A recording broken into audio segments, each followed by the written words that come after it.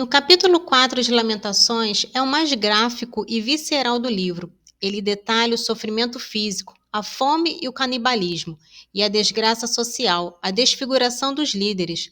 A mensagem central é que a humilhação de Sião foi merecida por seus pecados, especialmente os da liderança. Mas o juízo de Deus sobre seu povo está completo, e agora o ciclo de retribuição se voltará contra os inimigos de Sião. Vamos à leitura. Lamentações capítulo 4. Como escureceu o ouro, como se alterou o ouro fino. Foram dispersadas as pedras sagradas por todos os cantos da rua. Os nobres filhos de Sião, tão estimados quanto o ouro fino, eles contados como vasos, obra de um oleiro. Mesmo os chacais dão a mama, a fim de aleitar suas crias. Mas a filha do meu povo é cruel, qual a avestruz do deserto. A língua dos bebês, de tanta sede, se lhes prega ao palato. As crianças reclamam pão e ninguém lhe dá. Aqueles que em comidas finas se compraziam, defiam pelas ruas, e os que foram educados no fausto têm por leito o esterco. O castigo da filha do meu povo é maior que o pecado de Sodoma, em um momento destruída sem que ninguém lhe lançasse a mão. Os príncipes brilhavam mais que a neve, mais brancos do que o leite.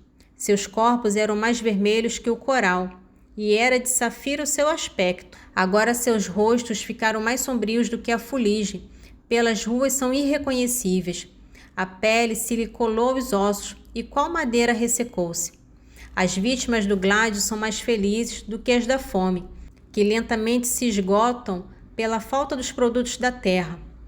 Mãos de mulheres, cheias de ternura, cozinharam os filhos, a fim de servirem de alimento quando da ruína da filha de meu povo. O Senhor saciou o seu furor e derramou o ardor de sua cólera, acendendo um fogo em Sião que a devorou até os alicerces. Não podiam acreditar os reis da terra e todos os habitantes do mundo que o inimigo opressor transporia as portas de Jerusalém. Foi por causa dos pecados de seus profetas e das iniquidades dos sacerdotes que derramavam em seus muros o sangue dos justos, quais cegos erravam pelas ruas, vertendo sangue a tal ponto que ninguém ousava tocar em suas vestes. Para trás, é o impuro, lhes gritavam. Para trás, não toqueis. E quando fugiam errante entre os pagãos, todos diziam, aqui não ficarão. A face do Senhor dispersou-os e para eles não olha mais. Nenhuma deferência aos sacerdotes, nem piedade com os anciãos. Nossos olhos se consumiam na esperança de um vão socorro. Espreitávamos do alto das torres a vinda de um povo incapaz de nos livrar. Espreitavam os nossos passos, nem mais podíamos andar pela rua. Nosso fim se aproxima, terminam nossos dias.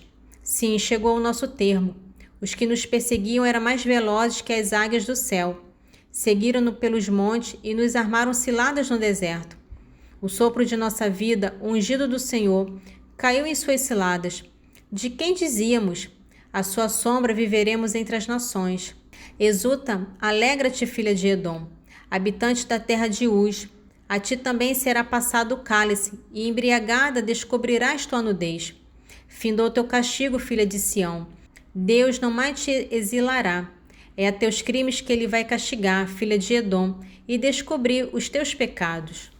O capítulo 5 de Lamentações encerra o livro com uma oração poderosa de arrependimento e súplica. Ele move o foco do porquê da destruição para a duração do sofrimento e a urgência da restauração. A esperança do povo reside na eternidade e no poder de Deus para converter e renovar o seu destino. Lamentações capítulo 5. Lembrai-vos, Senhor, do que nos aconteceu.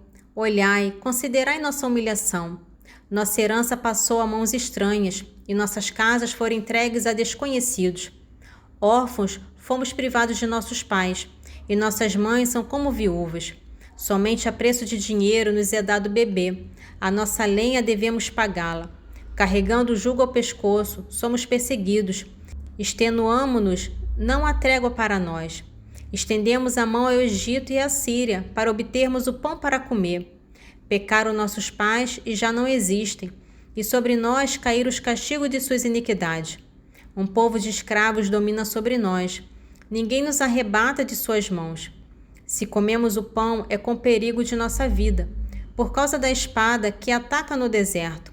Nossa pele esbraseou-se como ao forno, sob os ardores da fome. Foram violadas as mulheres de Sião e as jovens nas cidades de Judá. Chefes foram executados pelas mãos dos inimigos, que nenhum respeito tiveram pelos anciãos. Jovens tiveram que girar a mó, e adolescentes vergaram sob o peso dos fardos de lenha. Não se assentam mais às portas os anciãos. Deixaram os jovens de dedilhar as cordas da lira. Fugiu-nos a alegria dos corações. Nossas danças se converteram em luto. Caiu-nos da cabeça a coroa. Desgraçados de nós, porque pecamos. Nosso coração ficou amargurado e nossos olhos toldaram-se de lágrimas, porque o monte Sião foi assolado e nele andam a soltos chacais. Vós, porém, Senhor, sois eterno, e vosso trono subsistirá através dos tempos. Por que persistir em esquecer-nos? Por que abandonar-nos para sempre? Reconduzi-nos a vós, Senhor, e voltaremos. Fazei-nos reviver os dias de outrora, a menos que nos tenhais abandonado, e que contra nós demasiadamente vos tenha irritado. Nesse trecho final do capítulo 2 de Timóteo, oferece um retrato completo do serviço ministerial. O líder deve ser puro em sua vida, focado em virtudes e em sã doutrina. Acima de tudo, deve lidar com os oponentes com mansidão, reconhecendo que a verdadeira conversão e libertação é uma obra soberana de Deus e não do seu próprio esforço. 2 Timóteo, capítulo 2, dos versículos 22 ao 26. Foge das paixões da mocidade, busca com empenho a justiça, a fé, a caridade, a paz, com aqueles que invocam o Senhor com pureza de coração. Rejeita as discussões tolas e absurdas, visto que geram contendas. Não convém a um servo do Senhor altercar, bem ao contrário, seja ele condescendente com todos, capaz de ensinar, paciente em suportar os males. É com brandura que deve corrigir os adversários, na presença de que Deus lhe conceda o arrependimento e o conhecimento da verdade. E voltem assim uma vez livres dos laços do demônio, que os mantém cativos e submetidos aos seus caprichos. Também iremos ler o capítulo 3 de Timóteo, que serve como mapa para o ministério em tempos de crise. Ele adverte sobre a degeneração moral e instrui que a única resposta sustentável é a fidelidade pessoal, seguindo o exemplo de Paulo e a autoridade inquestionável das Sagradas Escrituras, como um instrumento divinamente inspirado para aperfeiçoar o homem de Deus. 2 Timóteo, capítulo 3. Nota bem o seguinte: nos últimos dias haverá um período difícil. Os homens se tornarão egoístas, avarentos, fanfarrões, soberbos, rebeldes aos pais, ingratos, malvados, desalmados, desleais, caluniadores, devassos, cruéis, inimigos dos bons, traidores, insolentes, cegos de orgulho, amigos dos prazeres e não de Deus. Ostentarão a aparência de piedade, mas desdenharão a realidade. Dessa gente, afasta-te. Deles fazem parte os que se insinuam jeitosamente pelas casas e enfeitiçam mulherzinhas carregadas de pecados, atormentadas por toda espécie de paixões. Sempre aprender, sem nunca chegar ao conhecimento da verdade. Como Janes e Jambres resistiram a Moisés, assim também esses homens de coração pervertido, reprovados na fé, tentam resistir à verdade. Mas não irão longe, porque será manifesta a todos a sua insensatez, como foi daqueles dois.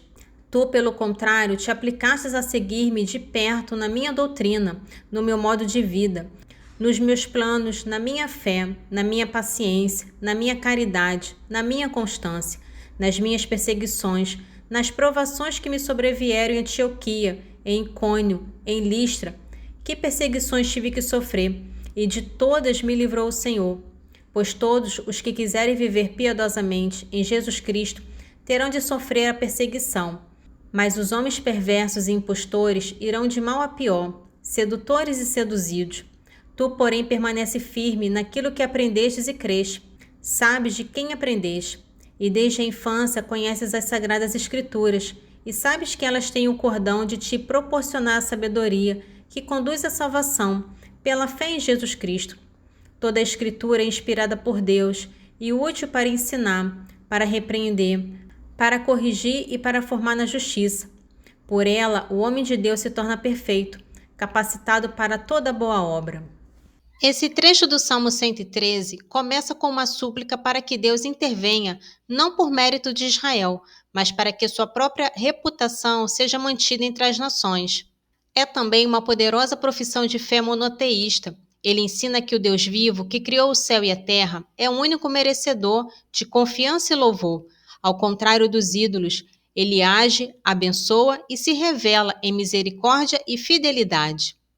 Salmo 113, dos versículos 9 ao 26. Não a nós, Senhor, não a nós, mas ao vosso nome dai glória, por amor de vossa misericórdia e fidelidade. Porque diriam as nações pagãs: onde está o Deus deles? Nosso Deus está nos céus, ele faz tudo o que lhe apraz. Quanto a seus ídolos de ouro e prata, são eles simples, obras da mão dos homens. Têm boca, mas não falam, olhos e não podem ver. Têm ouvidos, mas não ouvem, nariz e não podem cheirar.